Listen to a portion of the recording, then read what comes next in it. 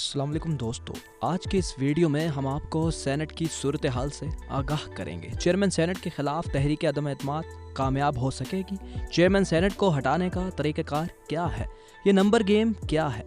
मज़ीद तफसीलात जानने से पहले अगर आपने हमारे चैनल को अभी तक सब्सक्राइब नहीं किया तो हमारे चैनल को सब्सक्राइब करें और बेल आइकन पर लाजमी क्लिक करें। चेयरमैन सेनेट सादिक संजरानी के खिलाफ अपोजिशन की तहरीक अदम एतमाद पर सदर मुमलिकत ने ऐवान बाला का इजलास 1 अगस्त को तलब कर लिया। सेनेट इजलास के लिए वजारत पार्लिमानी अमूर ने सदर मुमलिकत को समरी भिजवाई थी, जिसके बाद सदर मुमलिकत डॉक्टर आरिफ अलवी ने सेनेट का इजलास 1 अगस्त को तलब किया है।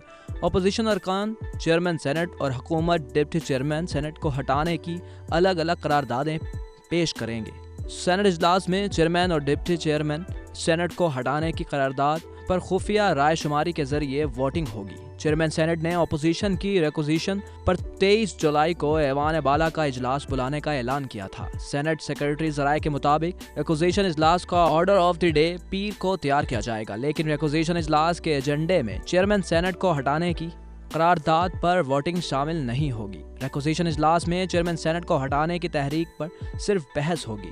चेयरमैन और डिप्टी चेयरमैन सेनेट को हटाने की करारदाद पर वोटिंग सेनेट के मामूल के इजलास में होगी।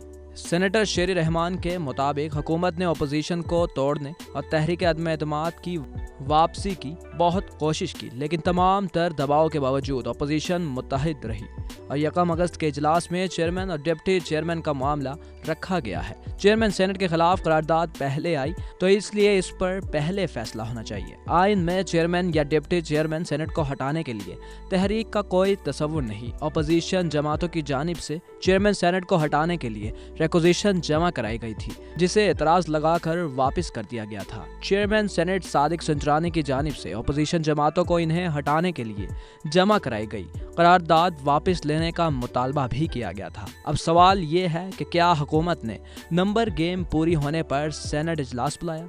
चेयरमैन सेनेट की तब्दीली के लिए हुकूमत और अपोजिशन दोनों ने अक्सरियत का दावा करते हुए अपनी अपनी कामयाबी का ऐलान कर दिया। हुकूमती ज़राए के मुताबिक नंबर गेम पूरी होने पर सदर मुमलिकत ने वजारत पार्लिमानी अमूर की सिफारिश पर 1 अगस्त को सेनेट इजलास तलब किया है।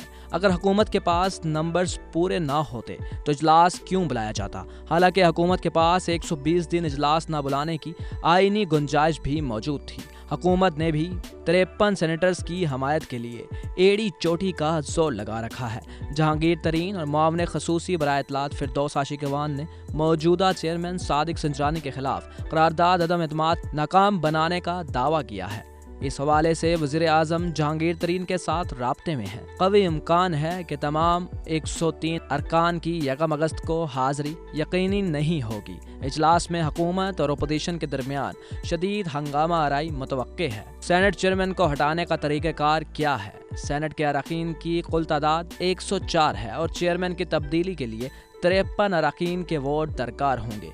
इस वक्त सेनेट में पार्टी पोजीशन के मुताबिक पाकिस्तान पीपल्स पार्टी, पाकिस्तान मुस्लिम लीग नवाज, अवामी नेशनल पार्टी, पख्तूनख्वा मिली अवामी पार्टी और हज़ब इख्तलाफ की दीगर जमातों के अरकान की कुल तादाद 66 है, जबकि हुकूमती इत्तेहाद के सेनेटर्स की तादाद सिर्फ 38 है।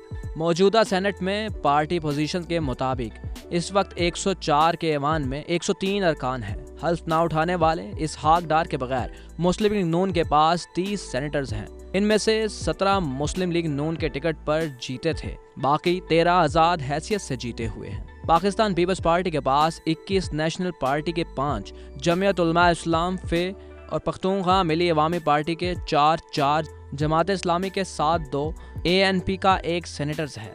यूं सेनेट में अपोजिशन के 76 सेनेटर्स हैं।